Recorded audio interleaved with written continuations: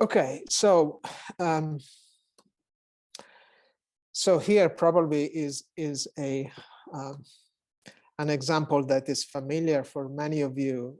A week before the 1980 US presidential election, the poll showed that Republican candidate Ronald Reagan was several points ahead of Jimmy Carter, and Jimmy Carter was the Democratic candidate. And the other Republican in the race, John Anderson, was far behind in third position. In the end, as we all know, Reagan won. Oops. No, I can't. So maybe. Sorry, I'm trying to put the. Well, let's go this way. So those that were informed of the result in the polls had good reason to believe that 1 and 2 were true and that 3 was false. One is, if a Republican wins the election, then if it's not Reagan who wins, it'll be Anderson. 2, a Republican will win. And 3, if it's not Reagan who wins, it will be Anderson. Retrospectively, it seems correct to say that 1 was true, since there were only 2 Republicans in the race, Reagan and Anderson. And 2 was also true, since Reagan won in the end. However, 3 was false, since if Reagan had not won, Carter would have won, because Anderson was far behind Carter. So this is a familiar example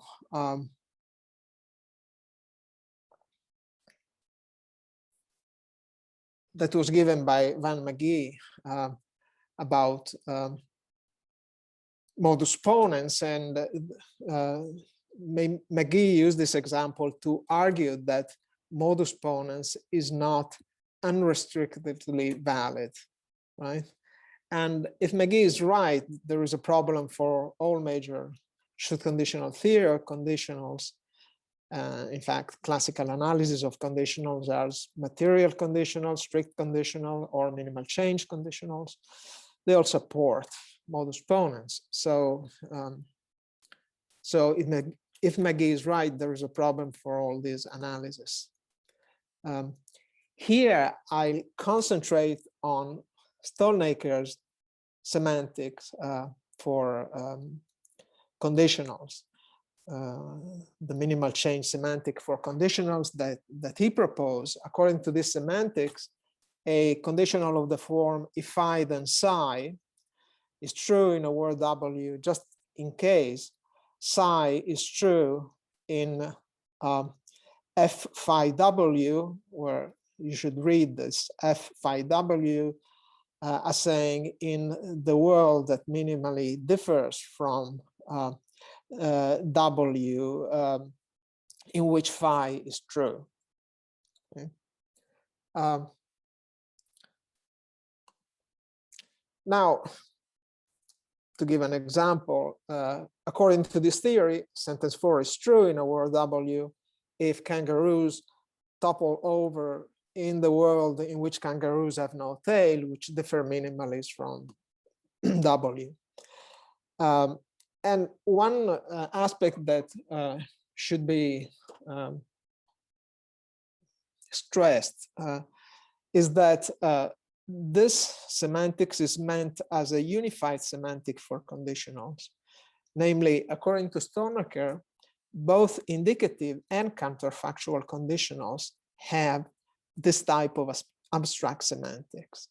Okay, and the differences between the two have to do with how the selection function is constrained contextually.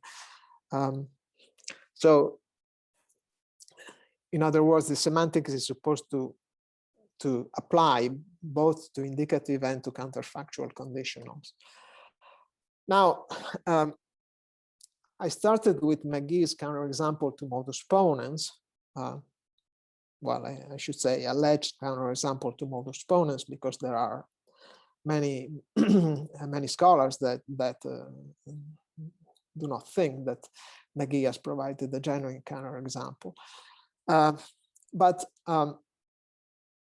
the focus of my talk is not on modus ponens, at least not directly on modus ponens, even though it has some consequence for modus ponens. And in fact, I want to concentrate on sentence 1 of McGee's argument, premise 1 of McGee's argument, because if we look at Stalnaker's theory, there is a problem right there with sentence 1, with premise 1. And what is the problem? The premise seems to be true in the scenario that McGee describes, right? Because Reagan and Anderson are the only Republicans in the race. So if a Republican wins, it's not Reagan, then it's Anderson, right? However,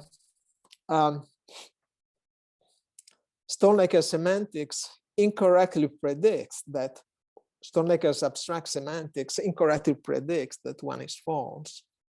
Okay. Why does it predict that? Well, because to evaluate one, you have to consider the word closest to the real one in which a Republican wins the election, right? And since in the end the Republican does win the election and it's Reagan, then you stay in the real world so far, right? But then you have to go to the closest word in which it is not Reagan who wins, okay? And that's not a world in which Anderson wins, okay? Because the closest word in which it's not Reagan who wins is a word in which Carter wins, right? So sentence premise 1 is incorrectly predicted to be false by Stalnaker, right? I repeat, it is predicted to be false because according to his semantics, okay, you have to go from the real world first to the world that differs minimally from it, in which a Republican wins the election, okay? Given that in the real world, the Republican wins the election, then the first antecedent doesn't really takes you away from the real world. You can stay in the real world, right? And then when you go look at the second antecedent, the antecedent of the embedded conditional, there you have to go to a world where, unlike what happens in the real world, Reagan is the one who doesn't win, okay? And so you have to keep everything else fixed pretty much, right? And so what happens in the real world is that Carter comes second, and so you have to keep that fact fixed, right? And then if it's not Reagan who wins, then Carter wins, and so the conditional in 1 is incorrectly predicted to be true by Stalnaker semantic abstract semantics, okay? So notice that this isn't just a problem for indicative conditional, and in fact McGee himself points out that a similar problem arises also for counterfactual conditionals. So take the sentence, if Reagan hadn't won the election, then if a Republican had won, it would have been Anderson, okay? What does Stalnaker's abstract semantics say here? Well, to evaluate 5, first you had to go to the word closest to the real one in which Reagan doesn't win, okay?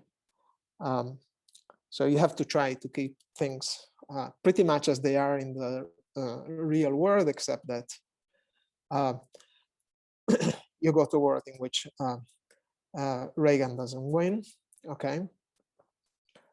And then you say, if a Republican won, it would have been Anderson, right? So the world closest to the world in which a Republican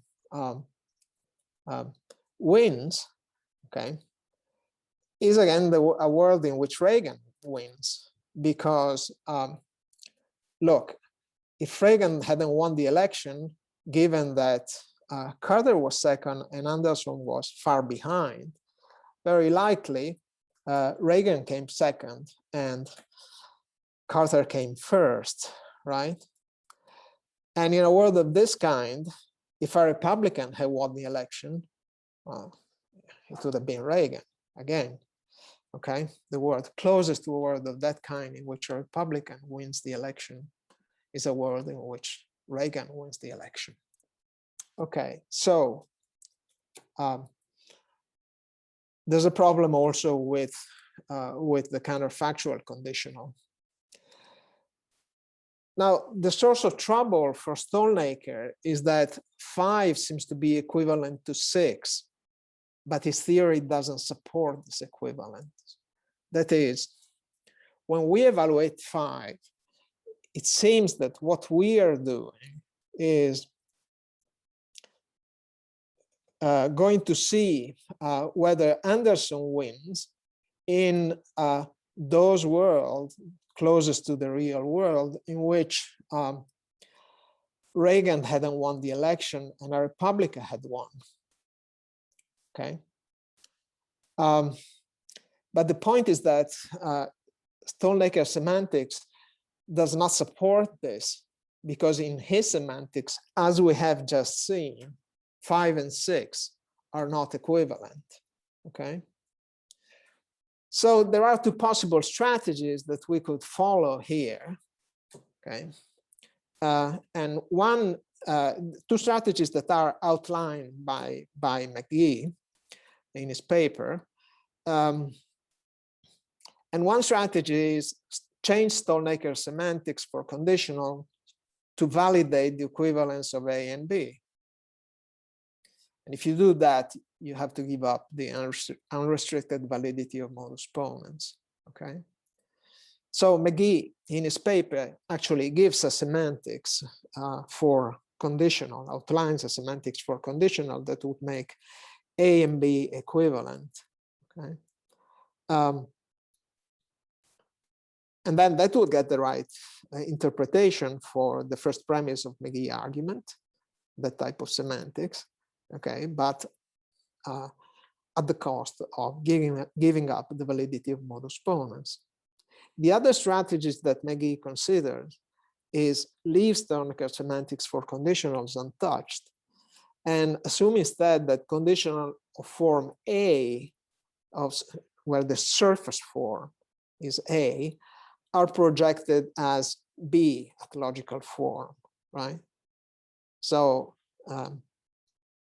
so here you kind of fiddle with the projection from surface form to logical form to get the result that you want. I mean, again, this would make the first premise true. And would not force us to give up modus ponens, I mean, in a sense, right? Assuming that modus ponens is a valid mode of inference for LF forms. Now, McGee is, in fact, McGee is skeptical about both strategies. In fact, concerning the second strategy, he says that this is an ad hoc strategy. One suspects that if one is sly enough in giving translation, one can enable almost any logic to survive any counterexample. That's his comment, right? He's also skeptical about the semantics he outlines that makes A and B equivalent. But well, I mean, that seems to be his view, but he doesn't give any particular reason. I mean, I guess he's in general skeptical about having a semantics that having a logic for a natural language. Okay, but we don't need to go into that. Okay, so I think that in fact neither strategy considered by McGee is right, but not because I'm skeptical about the possibility of having a logic for a natural language, but because my reason is that A and B are not logically equivalent. Okay, so I think McGee is right that we can't simply solve the problem by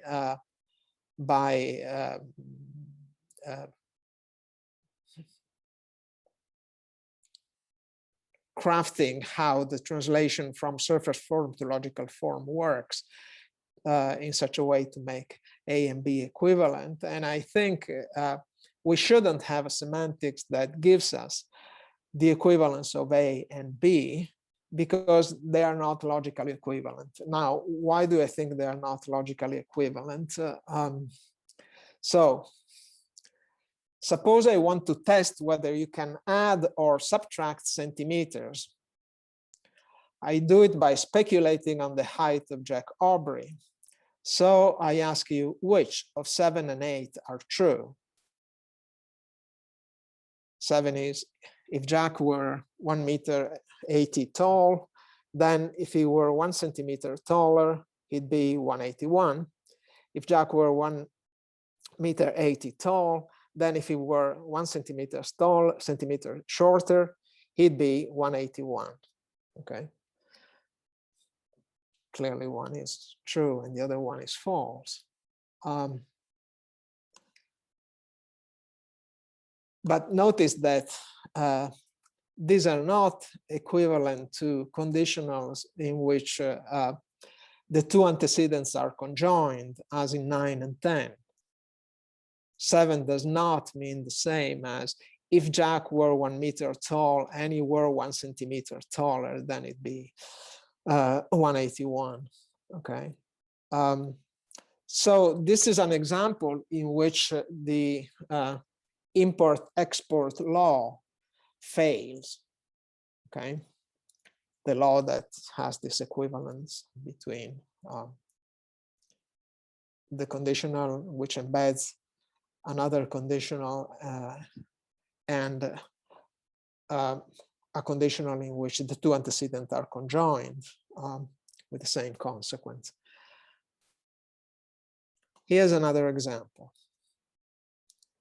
Suppose I want to test whether Leah and Leo know the ranks in the Royal Navy. So I say, suppose Jack's a captain. If he were a commodore instead, how higher would he be in rank? In response, Leah says, if Jack's a captain, then if he were a commodore instead, he'd be 1 up in rank. And Leo says, well, if Jack's a captain, then if he were a commodore instead, it'd be 1 down in rank. Now, given the facts, 11 is true and 12 is false. But clearly, 11 and 12 are not equivalent to 13 and 14, right? So 11 is not equivalent to if Jack's a captain and he were a commodore instead, it'd be 1 up in rank. Okay. So I take it that this example suggests that the import-export law is not valid for English. And my assessment of the situation is this. The first premise in McGee's counterexample to modus ponens suggests that conditionals of the form if I, then if chi, then psi are interpreted as if phi and chi, then psi.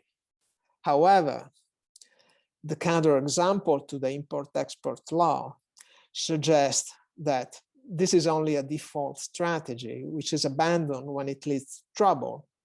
That is, when it leads to impossible antecedents. This is what happens in the example that we had before. If we conjoin the antecedent, then we get an impossible antecedent. So it seems to me that the default character of the import-export law indicates that it should not follow from the semantic of conditional alone, but should be the result of the interaction of the semantics of conditional with some pragmatic device, okay? And this is the project to which I turn. So Stalnaker in his work has defended the view that assertions are always made against a body of information that is presumed to be common knowledge among the conversational participants. He calls this body of information common ground.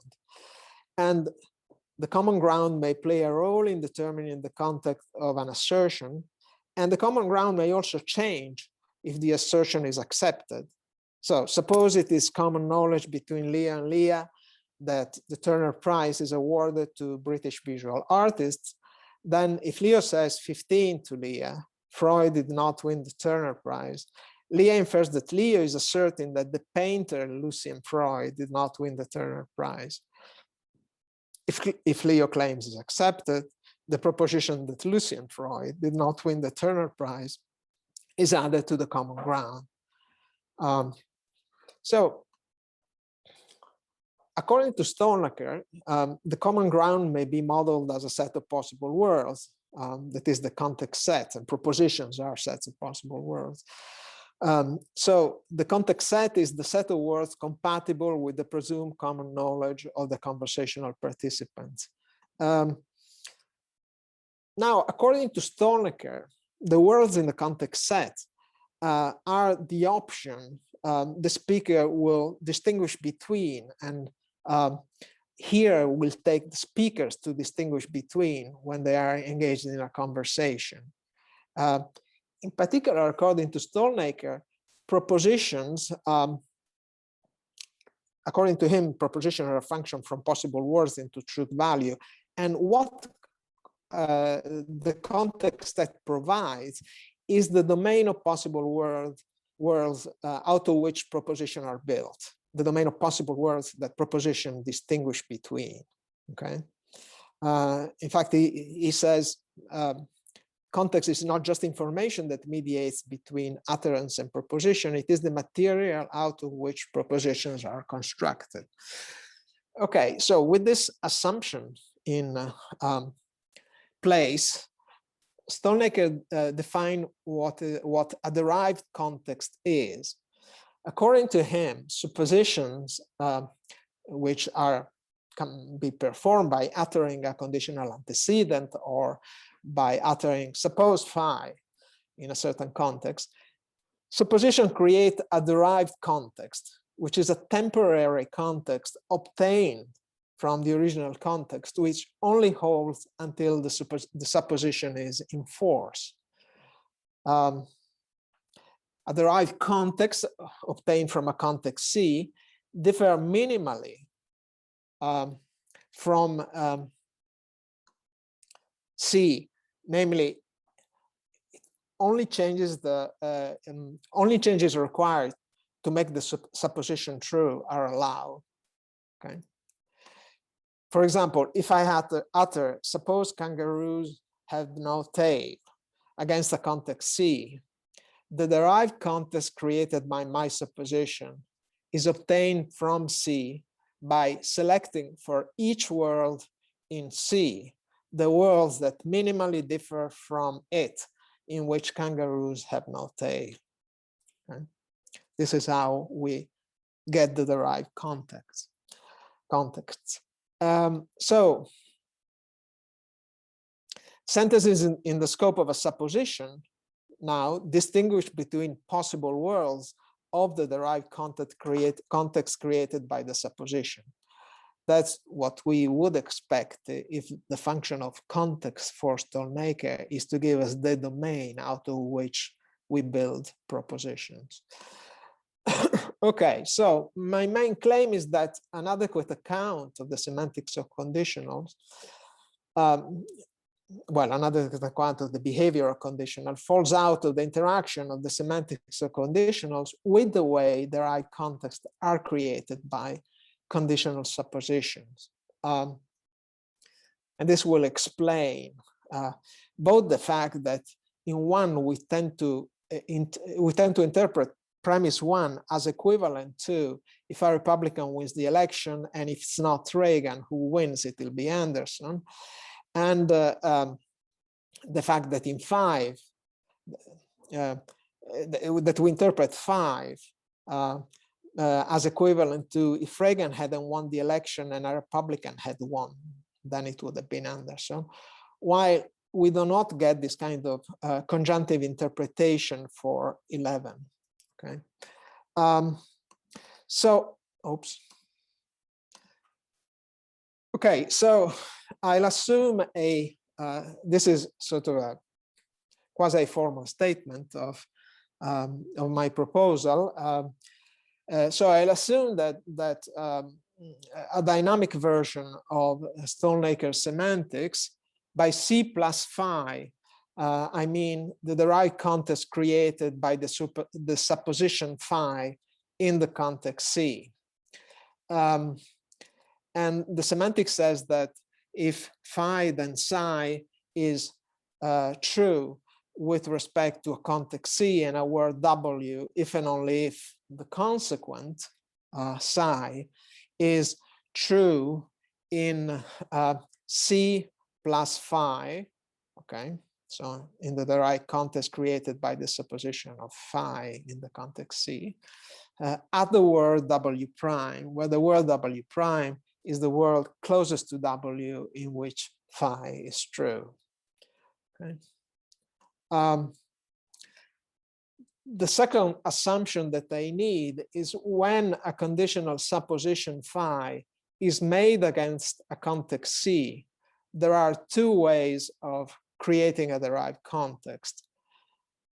One way, which is the default way, says create a derived context in which the conjunction of phi with all the supposition made up to that point holds. Okay. So the default way, when you have a conditional antecedent, of evaluating a conditional, when you hit the antecedent is, okay, create a derived context in which you conjoin that antecedent with all the suppositions that were in place up to that point. And the second way of creating a derived context, which is not the default way, is simply to create a context in which phi holds without caring about the suppositions that were made before.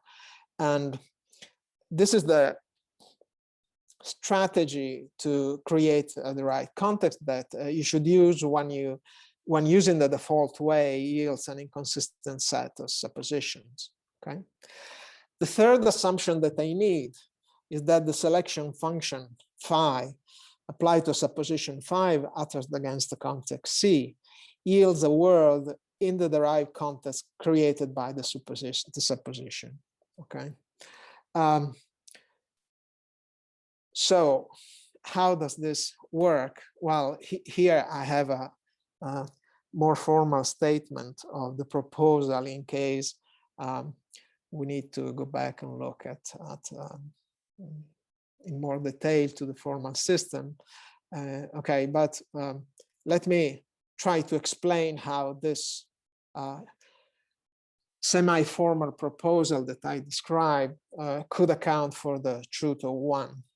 Okay, so if we assume that the common ground is compatible with the real world, that is, the real world is one of the words at the common ground, the conversational participants are not making false assumptions.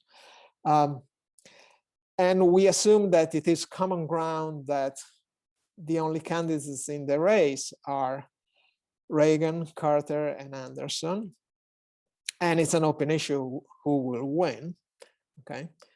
Then we predict, indeed, by the semantics that I gave you, that 1 is true in the real world. Well, why is that? It's because the selection function applied to it's not Reagan who will win, okay, yields a world in which the conjunction of a Republican will win and it's not Reagan who will win is true, okay?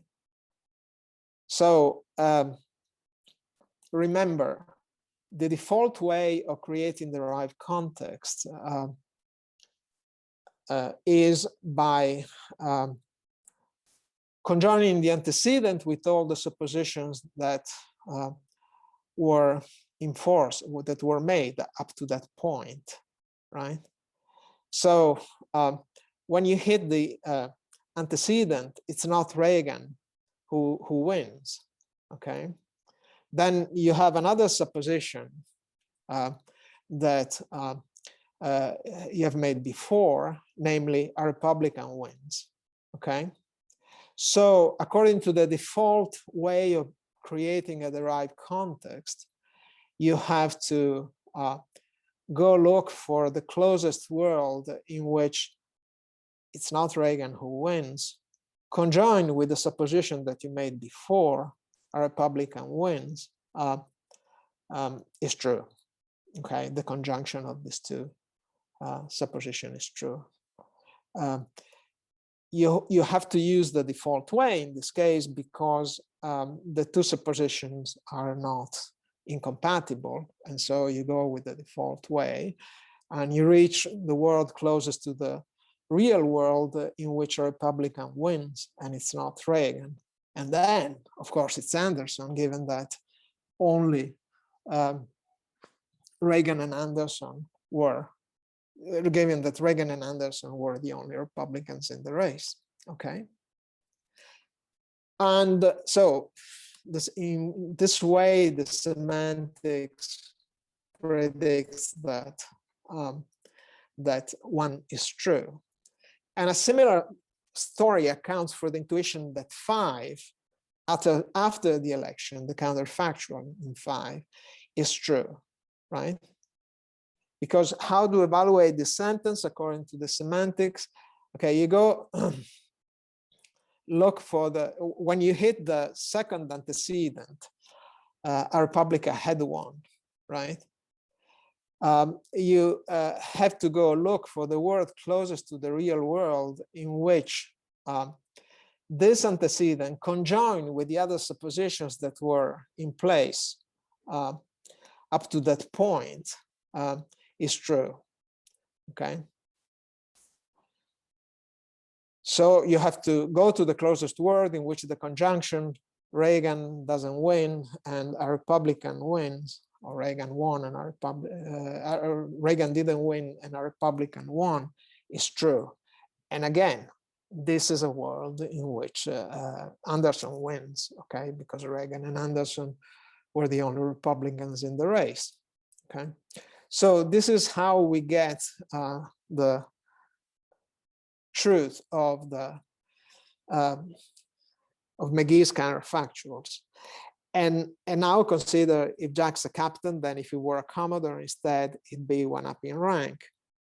I mean, here in this case, when you hit the second antecedent, the antecedent of the embedded conditional, he were a commodore instead, right? This antecedent, given how the facts are, is not compatible with Jack being a captain, right? So in this case, the default strategy leads to trouble. So go with the other strategy, okay? So first you go to the closest word in which Jack is a captain, okay? And then from that word, you go to the closest word in which he's a commodore, and then check whether he's one up in rank, and the answer is yes. And so you get the correct interpretation for 11. Okay, so you should get the feeling for how the semantics work, how it is meant to work. So there is a natural question here, which is I assume that the default strategy in processing subsequent supposition is to create the right context in which their conjunction holds. Now, why should we assume that this is the default strategy? Well, okay, I think that we can sort of explain why this is the default strategy by considering what are plausible principles that govern supposition. One plausible principle is do not make supposition that is impossible for them to be true. I mean, the principle is reasonable because there is clearly something anomalous in supposing that something could obtain, which in fact could never obtain, right? So this seems to be a reasonable principle. Another reasonable principle is do not discard the possibility and regard it as a live possibility right after you discarded it, okay?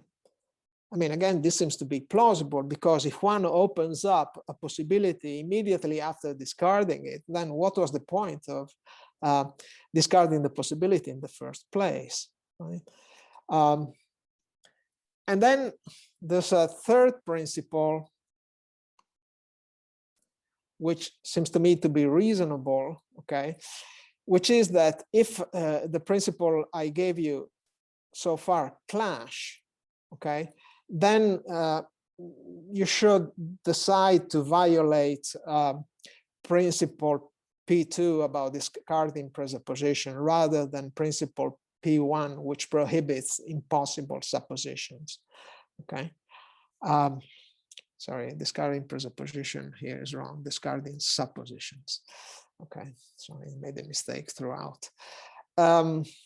Okay, and I mean, again, I think that this is reasonable because in a sense, I mean, violating the principle that prohibits impossible supposition is a more serious violation because impossible suppositions really yield nonsense.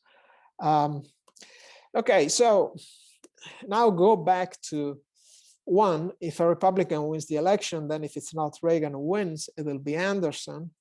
And suppose that instead of following what I call the default strategy, one, you follow two as a default strategy, okay? So the default strategy, suppose that you use a default strategy, a strategy that doesn't conjoin the antecedent that you are considering, the supposition that you are considering with the previous presuppositions that you made in the discourse, right? Well, so apply to one, following uniformly two as a strategy to build a derived context would have the consequence that the second supposition, it's not Reagan who wins, cancels the immediately preceding one, a Republican wins. And the reason is that it would bring back in the context world in which Carter wins.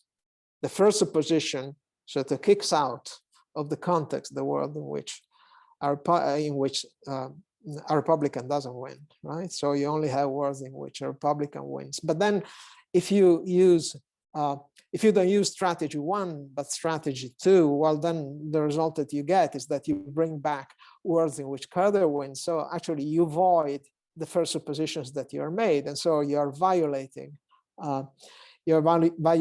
the principle that says, do not make a supposition and then discard it right after without any good reason. So what I'm submitting is that a way to comply with principle P2 about discarding presupposition as much as possible, while abiding to P1, prohibiting impossible suppositions, and principle P3 for resolving clashes, is to adopt strategy one uniformly, unless this leads to violation of P1, okay? And so it seems to me that we have a rationale for considering one as the default strategy to build the right context. Okay, so I'll conclude by making some observation about modus ponens. And the observation is that by the proposal I described here, modus ponens is not unrestrictedly valid. Well, why not? Because according to the semantics for conditional that I suggested, what happens is that when you evaluate the boldface conditional, if it's not Reagan who wins, it will be Anderson. When you evaluate it in premise one, okay, you're evaluating against a context in which the supposition that the Republican win holds, right? And so, because you follow the default strategy, and so you evaluate it's not Reagan who wins, okay, against the context in which also the other supposition that you made before is still holding up. But when you evaluate three, that's not the case. That is, the supposition that it's not Reagan who wins is just evaluated against the original common ground. Another way to put the observation is that the boldface conditional in one expresses a different proposition than the boldface conditional in three, okay?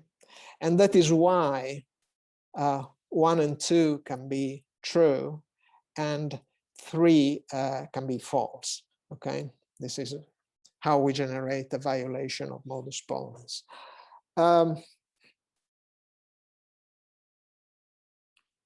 If I have a couple of minutes, I would make another observation concerning, I mean, if you see the proposal in this way, you might think that I mean, there's a sense in which this is not a violation of modus ponens, because people like Over, for example, have suggested that